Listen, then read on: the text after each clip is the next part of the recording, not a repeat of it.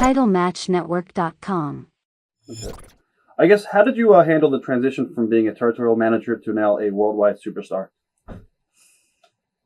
I don't know. I just dove right in, I guess. I didn't see it as a transition. I was just like, okay, it's just another angle for me. Cornette pretty much helped you get into the company, right? From Smokey? No, it's not that Cornette helped me get in. Cornette actually was a little upset when they called me. Because I was on Smoky Mountain TV doing everything. I was on every segment of his show. I was like the main focus of Smoky Mountain TV. I was involved in so much stuff. And then out of the blue one day, Bruce Prichard called. And I knew who Bruce was, but I never met the guy.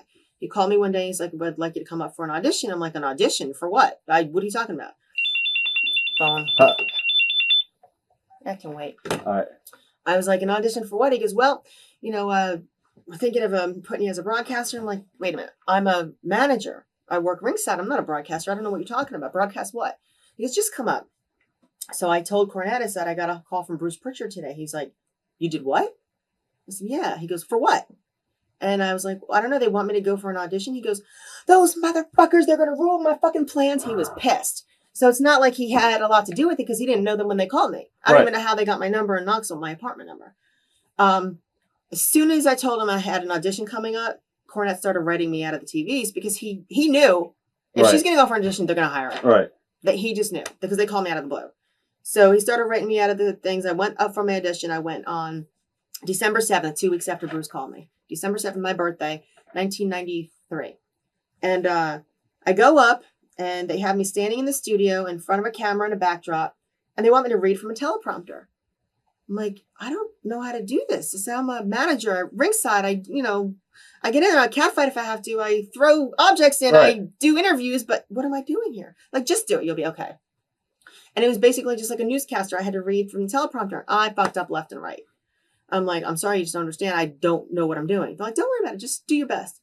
I fucked up so bad. It was on my birthday. I get to the hotel that night. I'm supposed to fly home that morning. I call home. I'm like, honey, it's the worst birthday I've ever had. I fucked up so bad. I did the whole thing wrong. I'm never going to get a job. Right. He's like, just come on. It was on my birthday of all things. I was like, can my birthday suck anymore? So I came back to Knoxville and I'm like, Jim, you got to start writing me back into TV because I bombed. He goes, what do you mean you bombed? And I told him, he goes, what? Why the fuck they have you do that? You're a fucking manager. You're the best girl manager there ever been. They have you reading from a fucking teleprompter. You know how Jim is. I was like, I don't know why, Jim. I don't know. I was scared. I had no idea what I was doing. He goes, motherfuck those. They never know how to do anything fucking right. And he went off. Of course, he went off on his 30-minute tantrum because I fucked up an audition that I should never have had. Right. So I was like, all right, I'm just going to get out of my mind. It sucked. That's it. I'm just going to stay in Smoky Mountain. 2 weeks later, it was then a week after that, I broke my arm. I broke my hand. I took a bad bump off the ring. Stupid me puts my hand back, crunched up all my fingers. I had fingers pointing every direction. I had a cast on. About a week after I broke my hand, I get a phone call from Bruce again. He goes, we need you up here in 2 days. I was like, what? For what? He goes, yeah, we're going to start you on TV. I said, really? Who am I managing? Like, no, you're not managing anybody. You're going to be a broadcaster. I'm like, but I sucked. Why do you want me to do that? Like, just trust me. He's like, I want you to wear business clothes. You're going to stand at a podium. You're just going to do the same thing you did at the audition. I'm like, you're going to have me fuck up again on TV now after I was doing that? He goes, no. He's like, don't worry. We'll be fine. I'm like, well, I think I got to tell you something. I said, I have got a cast on my hand now. He goes, what? I said, yeah, it's all the way up to my elbow. I didn't have it for the audition, but I just broke my hand. I got a full cast. I said, it's going to be hard to get dressed. He goes, tell you what, he goes, go shopping, save all the receipts. We'll cut the sleeves of all your business clothes so you can get your arms into suits. He goes, and we'll hide it behind the podium. All right. So I go up there. It's the live event news. Vince comes in before I start taping anything. He tells me, he goes, I'm giving you a new name. I said, okay, what are you going to name me? He goes, well, I really like your first name, Tamara, my real name. Right. I said, okay. He goes, and I don't like your last name. I said, which one, the working one or the real one? He goes, neither. I said, okay. He goes, I want to make you Irish. You're going to be Tamara Murphy, like Murphy Brown, because she was a journalist, a broadcaster. And, I was like, okay, I like that. Tamara Murphy sounds cool. I said, but I really don't know what I'm doing here still. He goes, oh, don't worry, you'll be fine. So I'm standing there at the podium and they're running. Basically, it was the same thing like this Saturday in the Meadowlands. We have the British Bulldog taking on Jim the Anvil Neidhart for 2 minutes. Right. I was like, wait a minute, this sucks. And then Vince would be in there trying to correct my accent because not only did I have a New Jersey accent, but now I had a Knoxville accent from being there for 3 years. I picked up a lot of y'alls and fix and twos, and then I have my New Jersey accent. So the funniest thing, I remember him trying to correct me. He would sit there. He was my speech therapist. We're sitting there and he's like, I would say Madison Square Garden. He's like, what is it? I said, Madison Square Garden. He goes, no, it's Madison Square Garden. I said, all right, Madison Square Garden. He's like, no, it's not garden. It's garden. I was like, oh, Jesus. So basically, Vince was there for like almost everything up front. If I'd be doing my thing and I would say one thing with a New Jersey or Knoxville accent, he'd cut and he'd teach me how to say it his way. Wow. And I would have to repeat it, garden, garden, garden, garden, garden, garden for Vince. Right. Until he finally heard it the right way. And he's like, okay, now do it. It's like, oh my God, I want to shoot myself. This is ridiculous. But I was still working in Tennessee. So I had my salary from Tennessee. Basically, I was up in Stanford Monday, Tuesdays, and Wednesdays making $500 a day. So I was 21 years old, making $500 a day, $1,500 a week from WWF, going home to Tennessee on a Thursday and working for Cornette for $400 a week. So I was making $1,900 a week as a 21-year-old. I was like, whoa, this is fucking cool. Oh, yeah. This is great. So, and I was still in school. So I had all my classes on Thursday, Friday, Saturday, and Sunday. And I would bring my homework on the road, then fly up to Stanford Monday morning, work till Wednesday, fly back down Thursday. And I did this for 6 months.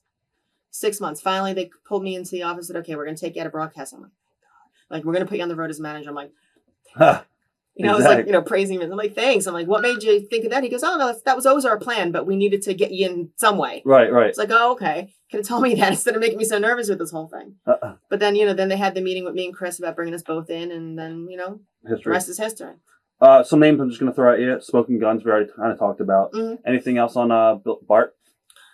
Bart, he's a really nice guy. I really liked working with both of them together. We had some fun on the road together. Like, there were times when Bart Gunn would give me his like strip club VIP card because if he brought it home and his wife finding he would kill him, so I had to hold it for him.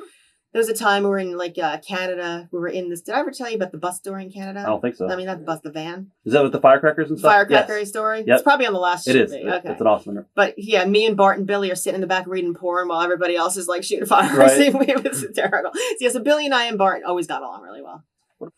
You enjoyed doing commentary, or did you not like doing commentary? Loved it. Okay. It was fun. And luckily now on the Johnny Cashmere shows, what the hell are they called? UXW. I'm doing commentary on those with Bill After, and we have so much fun. Right. I don't know if they'll ever be heard, but if you do get a chance to hear it, you should hear us. We're hysterical. No, but I love doing commentary. I always have. I love doing it with Vince. I love doing it with, I did with Doc and with Vince. I think it was the most fun because sometimes I would say things and Vince wouldn't know how to react to them. Some things would come out of my mouth. He was a little bit shocked, but no, I do enjoy it. It's a lot of fun. What is Cyberspace? I love Cyberspace. Okay. Those people have been seriously my family in this business for a while. Since everything happened, because Chris had just taken a couple dates for them right before everything happened, and I didn't even work for them yet. He had one of his best matches ever with Matt Striker. I know. Awesome. I didn't even see it yet. I only heard about it. I still haven't seen it. Oh, it is? Yeah, it's awesome. But seriously, since everything happened, they are my friends. They're my family. I've made so many friends with all the TNA people that come up. I look forward to the cyber. I don't look forward to wrestling anymore at all. I look forward to the Cyberspace shows each month or every other month, whenever they do have them, because I go there and I have so much fun. And, Billy Firehawk treats me with so much respect. Derek, the other owner, he and I are actually really good friends now. We talk on the phone a couple nights a week, right. Or we just text each other, just some goofy stuff. Right. They asked me to help. They throw me a couple extra bucks if I help them out picking up the TNA, I guess, from the airport, driving them back. No problem with it because they're my friends. It's like I'm getting paid to pick up my friends at the airport. Right. Not a problem. I became friends with a lot of people that I really never knew before. Like Tracy Brooks and I are really tight. Every time we're together, we're inseparable. It's a good atmosphere. I really like working for them. I enjoy the shows. I get to see one of my best friends, Billy Gunn, all the time. Right. But Kip and I have been friends for 12 years. And then before everything happened, when he was coming up for like the Goodman shows after he got, let go, him, me, Chris just picked up where we left off with our friendship. And since everything happened, when everything happened, Billy was like the one guy, the one friend of anyone that was there for me. He called me every single day. He never missed a day. Even if we didn't have a conversation, he was like, hey, how you feeling today? How you doing? Everything good? You okay? Call me if you need anything. Every single day. Didn't miss a beat.